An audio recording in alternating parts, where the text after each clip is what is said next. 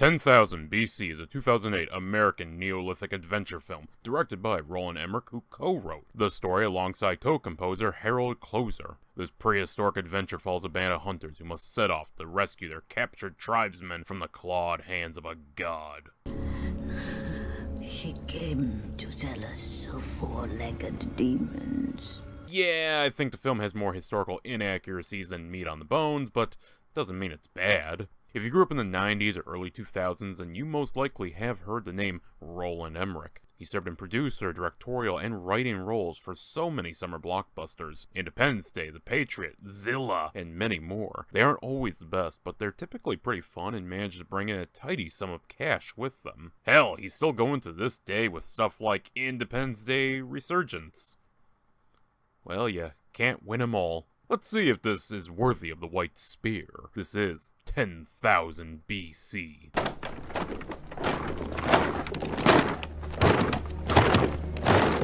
So our tale of Spear and Fang starts off as all great adventures do, with a narration. Long story short, the tribe Yago lives up in the mountains with a prophecy of a blue-eyed child. This hunter-gatherer society is slowly approaching the end as the mammoth migrations are passing through less and less. Luckily, their hunters gather the blue-eyed child for the old mother. She comes with reading ahead in the script. She came to tell us of four-legged demons. That too. So the old mother prophesies that when the last mammoth hunt happens, whoever kills the mammoth will marry the blue-eyed girl and save the tribe. Chief over there has doubts and sets off to do something, while giving control to Tick-Tick, played by Cliff Curtis. But promise me, you will tell no one why I left. Well, I'm sure leaving in secrecy after being told of demons attacking the tribe won't have any repercussions. No, not you. Your father abandoned our people. Luckily, being an outcast bad boy is what all the girls love. Stilted dialogue, though. That light is like you in my heart. It will never go away. They're kids, so I'm not gonna rip into them. I have a heart. What I will rip into is Delay, played by Stephen Strait. No real reason, I just wanted a clever segue. Anyways, D is here with Baku, played by Nathaniel Baring, who has many questions. Nothing the temptation of food won't fix, as our blue-eyed Evelette, played by Camilla Bell, wants to talk. Seems our trio is afraid of another hunter, Karen, played by Mo Zinal. Even the old mother is worried, suggesting he not kill the last mammoth. So, taking it all to heart and listening to the sage words of their connection to the spirits, the hunters assemble. I will not pierce the heart of the monarch. It will be one of you. On the bright side, while Karen has the popular support, he doesn't hate D. But you. I hunt to an Evelyn. It's endlessly funny to me how films from the early 2000s have better CGI than films today. Also, now I really want to play Far Cry Primal. I do like seeing the nifty trap the tribe uses for capturing a mammoth.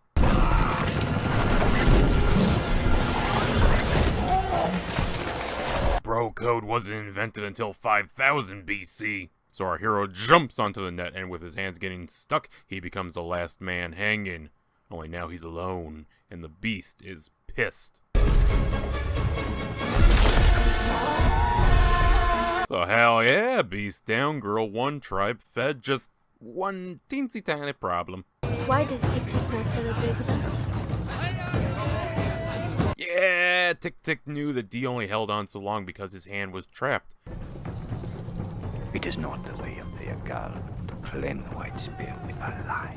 However, he did also manage to solo a fucking mammoth, so is it really that bad to say he claimed it? I mean, it was to whoever first pierced the mammoth, not who held on the longest. Well, that won't matter for long, as one narration later we get the arrival of the demons.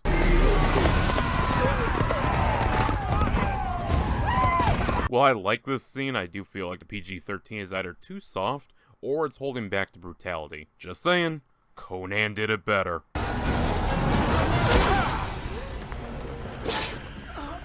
I mean, they aren't really even demons. Hell, the one even starts to find a liking to the blue-eyed girl. Well, time for our band of 3 hunters to become warriors in a rescue party. D, Tick-Tick, and Karen all set out in pursuit of the slavers. And Baku, who is tailing them. Also, Karen is back to being aggro towards D.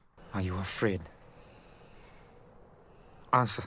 Karen, go to sleep. Come on, man, we rubbed forearms together. Doesn't that mean anything? Traveling over the mountains in the middle of a storm, it's shown that Old Mother is with them in spirit. And spirits can get fucking frostbite. And hey, if you thought that's cold, well, Blue-Eyed Girl here gets to visit the ruins of her childhood home. Not that we get much, as this movie loves to have the narration do the storytelling and doesn't give much for the characters to do. Might seem like a nitpick, but this movie does it so often it makes scenes feel very crushed together and forgettable. Especially when we cut to the band talking around a fire to then cut to daytime with Evelyn, who has been discovered laying breadcrumbs. Does lead to one of the better scenes.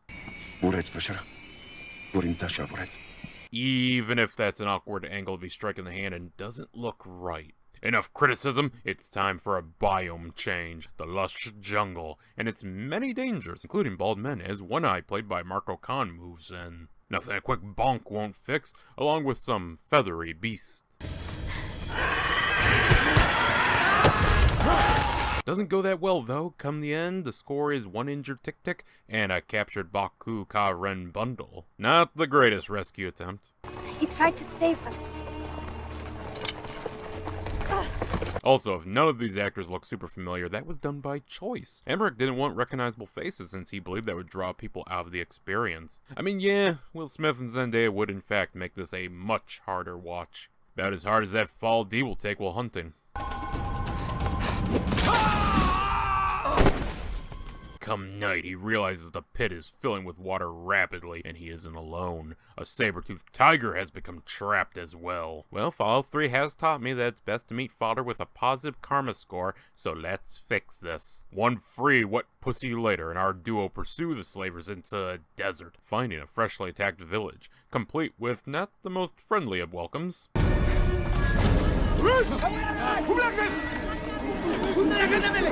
Man, these are really inefficient slavers. They leave so many possible slaves behind.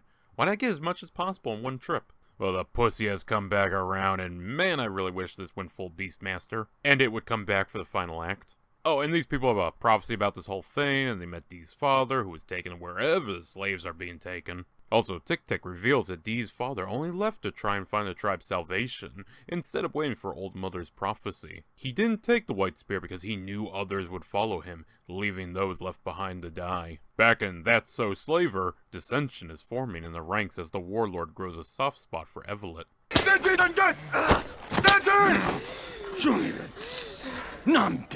Meanwhile, D has managed to pull many spears under his command. Honestly, I can't wait to see the warfare of this era portrayed, and great birds have taken flight. Well, time to use a northern star to guide their path through the dunes and find the temple. While the film lacks a ton of substance and the style isn't really carrying much, I do appreciate the visuals at times. Makes me wish this movie was a bit better so far, but hey, there's still a third to go. Speaking of style over substance, here's the God King, upset about the speed of construction.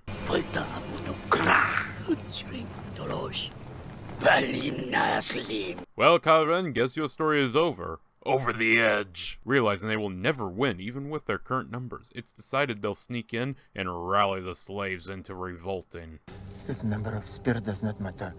Men cannot bring down gods. Yeah, it's a little hard when your enemy has made himself a deity. We do have a blind albino. The albino speaks of someone with markings on them that this God King fears. Sadly, D is short of any hunter marks, so that's a bust. Even worse is the fact that the albino reveals D's father is long dead. With the dead guard found, they flee into the dunes, but are pursued by 3 who find their camp. Luckily, Tik-Tik is there to kick some ass. But one of them has the backstab perk from Skyrim. The warlord, played by Afif Ben Badra, is also backstabbed by One Eye, despite buying Evelyn, the priest, find it thievery. Also, that's an interesting mark he got there. The following day, D's forces sneak in amongst the slave caste, hiding weapons and spreading throughout. While on the ramp with all the mammoth, the plan is set into motion, with a fair amount of prodding the mammoth rampage. Not before Ka-Ren does a whole last stand thing. I guess it wasn't him who got thrown over the edge. Who the fuck got thrown over then? Well, the rebellion goes well until the horns of God blare and many bow. They use Evelyn as a bargaining chip against D, who manages to negotiate his people's freedom. Wait a minute, God King, huh? When did 300 come out? He is not a god! So fighting towards Evelyn, the warlord tries to escape with her. You know, literally any of you could stop him. Hell, one eye got taken out rather easily.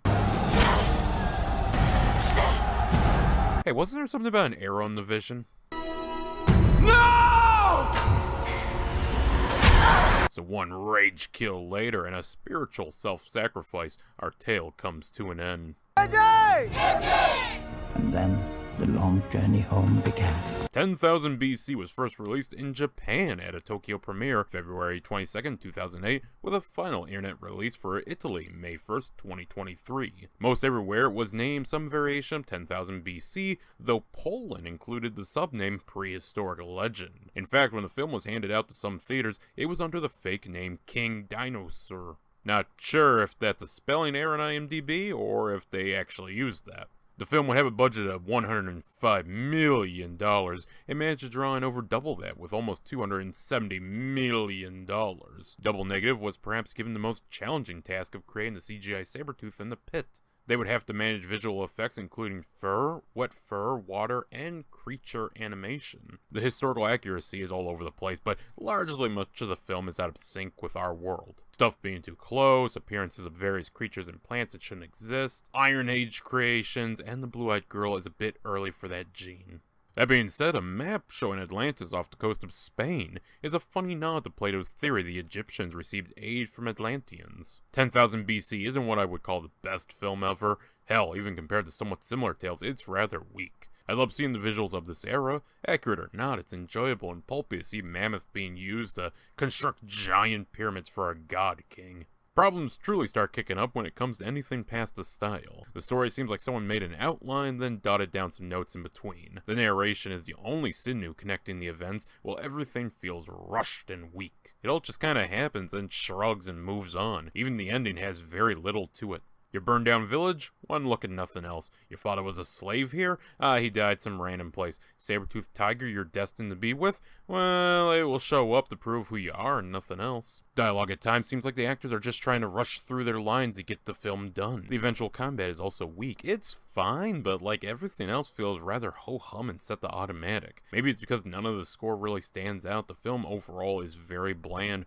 with few interesting notes in it. I think if not for the setting, this film would have flopped hard. In terms of if I'd watch it again, the film is largely harmless, and I suppose it's perfect white noise, but its harmlessness is what makes me not want to watch it. I think of the other films in a similar vein like Pathfinder or Conan, and I'd rather watch them if given the choice. Sadly, the best pulpy caveman tale we have is still Primal. Maybe 10,000 AD will have another stab at this type. Who knows? By then they might have brought back the woolly mammoth.